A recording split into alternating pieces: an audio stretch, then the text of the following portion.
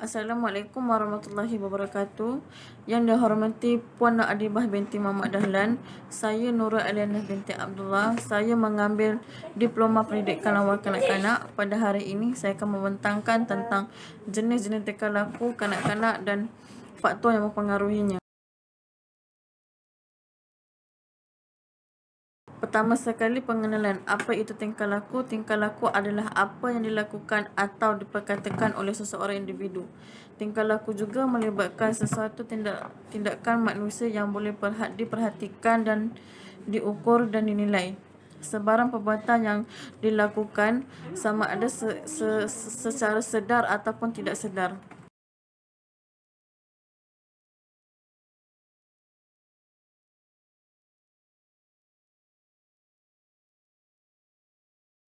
Jenis tingkah laku ada yang pertama ialah normal.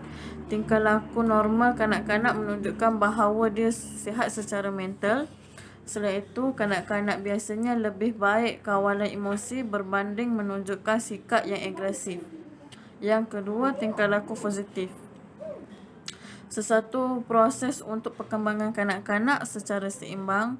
Oleh itu, kanak-kanak juga akan berasa lebih bersemangat untuk melibatkan diri dalam aktiviti pengajaran dan pembelajaran.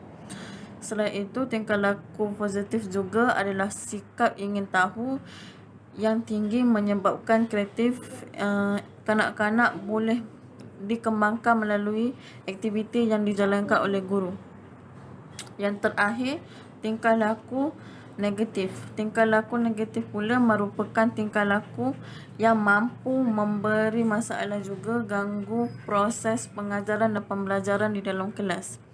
Selain itu, tingkah laku juga bukanlah sahaja kanak-kanak yang suka ganggu rakannya yang lain, malah kanak-kanak yang sering memberontak di dalam kelas.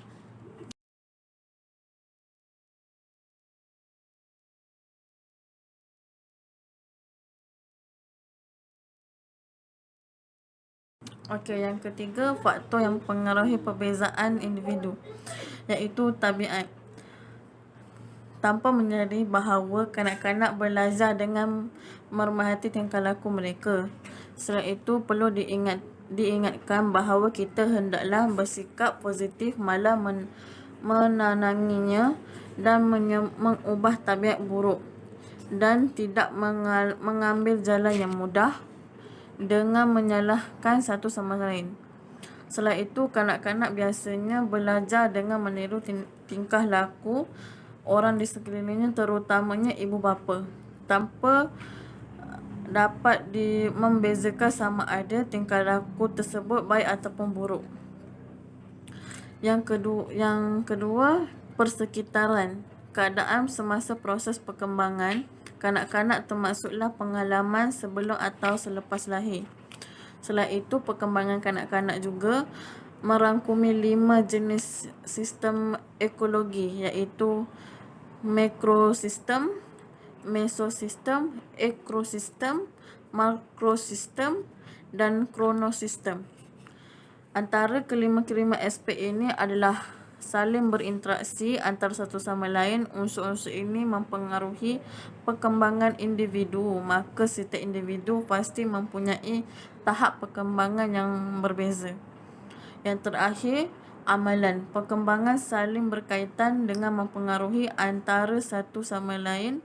Sesuatu dominan kognitif, afektif dan psikomotor. Okey, selain itu, perkembangan kanak-kanak juga berbeza dari segi minat, kekuatan, personality, emosi, daya pembelajaran dan latar belakang keluarga.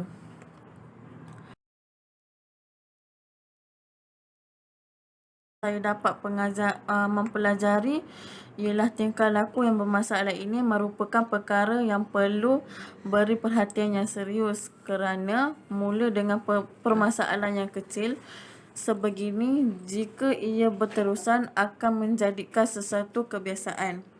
Kemudian ia akan dibawa sehingga ke peringkat dewasa, dan masalah ini tidak dapat diubah lagi.